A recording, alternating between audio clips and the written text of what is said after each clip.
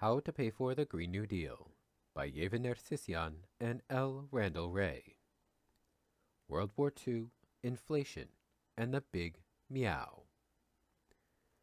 Before turning to a summary of our conclusions, let us return to a quick comparison of the inflation potential of World War II versus the inflation danger we likely face as we phase in the Green New Deal. As we noted above, both the US and the UK managed to keep inflation under reasonably good control in World War II. We have also compared the Green New Deal to the challenges faced in the 1930s and the 1940s, challenges that were faced and overcome. In this section, we will briefly look at the inflationary pressures that were generated by the war buildup in the US. It must be remembered that the US had struggled through a decade of depression. In truth, the US had made great strides toward recovery in 1937, but then slipped back into depression as tax increases for Social Security kicked in prematurely, that is, in advance of spending on program benefits, and as FDR tried to fulfill a campaign promise to rein in the government's deficit. However, World War II allowed the country to reverse course, as spending on the war effort rose and the deficit quickly increased. The following graph, Figure 1, shows how government spending rose tremendously as a percent of GDP, as did the ratio of the government's deficit to GDP. Spending rose quickly from well under 10% of GDP to nearly 50% of GDP by mid-decade. The deficit ratio actually rose from a few percent in 1941 to 26% at the peak of the war spending. Inflation increased early in the buildup for war, with the deflation of the Depression years turning to inflation in the early 1940s and peaking at about 10% during the war. Note, however, that inflation actually fell to very low rates even as government spending and the deficit peaked, evidence that the efforts to contain inflation pressures were effective. Inflation returned during the early transition from a war economy back to production for domestic use, peaking in 1947. While we have likened the Green New Deal challenge to that of the war, our estimates above show that the challenge is more of a moral equivalent of war than an equivalent in terms of production challenges. We will need to move only a small fraction of our nation's resources to the Green New Deal to achieve its goals. However, the human and environmental costs of not making that transition are huge, and perhaps ultimately more significant than those of World War II. Is the inflationary potential of the Green New Deal greater than what we faced in World War II? Some of the more hysterical statements made by critics of MMT would have you believe we face high inflation and possibly hyperinflation if the Green New Deal were to be pursued along MMT lines as laid out above. We believe that is plain silly, and the World War II experience, which required a much greater use of natural resources, helps to prove the point. Some might argue that the starting place is different, however. The shift to war production began after a decade of depression, during which unemployment was high and capacity utilization rates were low. The economy was experiencing deflation and wages had fallen substantially. People were desperate for work, and business was desperate for sales. All of that is quite true. On the other hand, investment had been depressed for more than a decade. Facilities had been shut down. Private infrastructure had deteriorated. Although it is true that the New Deal Jobs Program had prepared public infrastructure that would prove useful in the war effort: highways, airports, electricity generation. A huge portion of the labor force was going to be withdrawn from production to serve in the armed forces. Where are we today? By official measures, we have full employment, but by a more expansive definition of unemployment, there are still 15 million who want a job or more hours of work. Capacity utilization remains low, approximately 10 percentage points lower than what was common in the golden age of capitalism, the 1960s.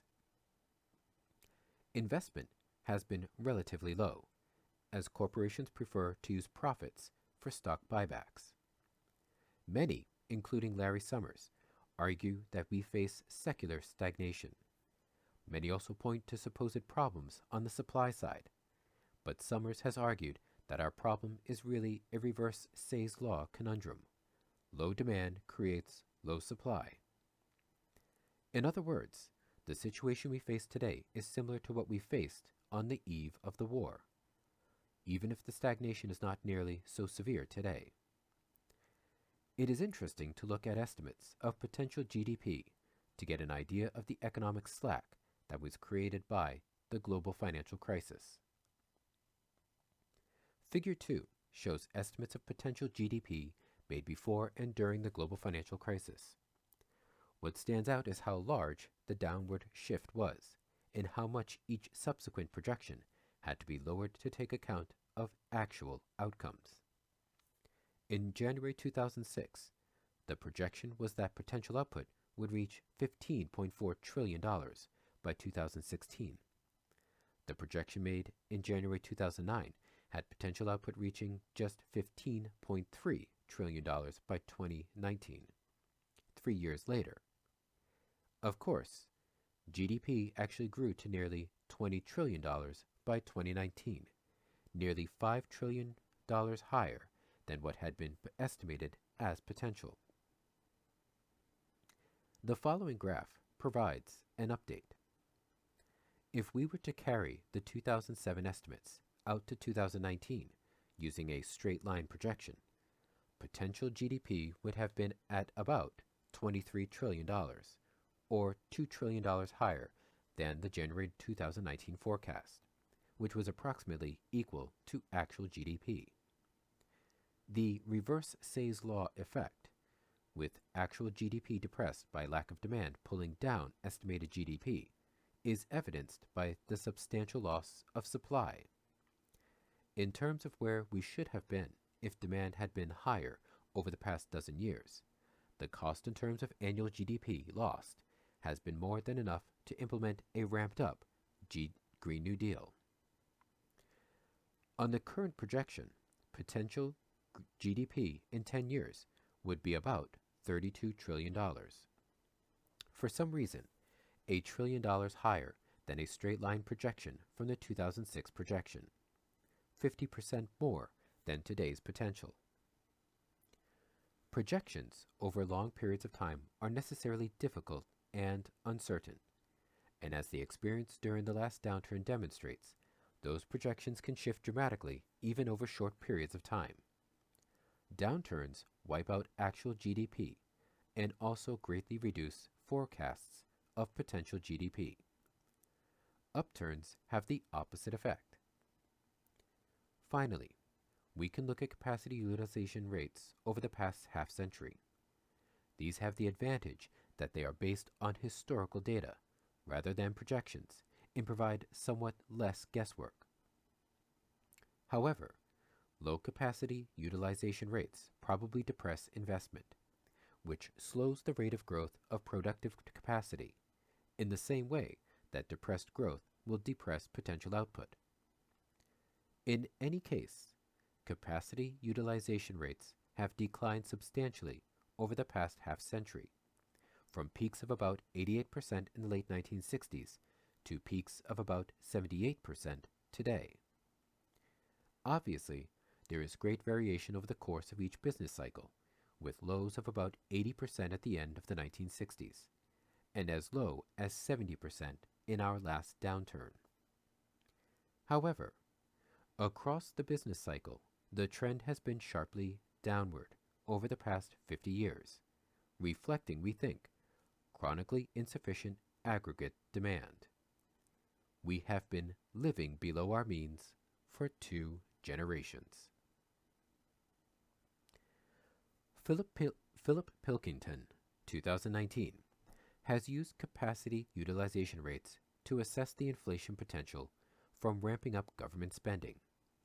He argues that increasing capacity utilization rates by 1% will increase real GDP growth by more than 0.25%. In 2018, there was still about 10% of unused capacity. If we use late 1960s capacity utilization rates for comparison, meaning that real GDP growth could have been boosted from around 3% to perhaps as high as 6%. He concludes that in 2018, there was probably about 2.65% of fiscal space. In other words, government spending could have been ramped up for Green New Deal spending by an amount equal to 2.65% of GDP without exhausting excess capacity.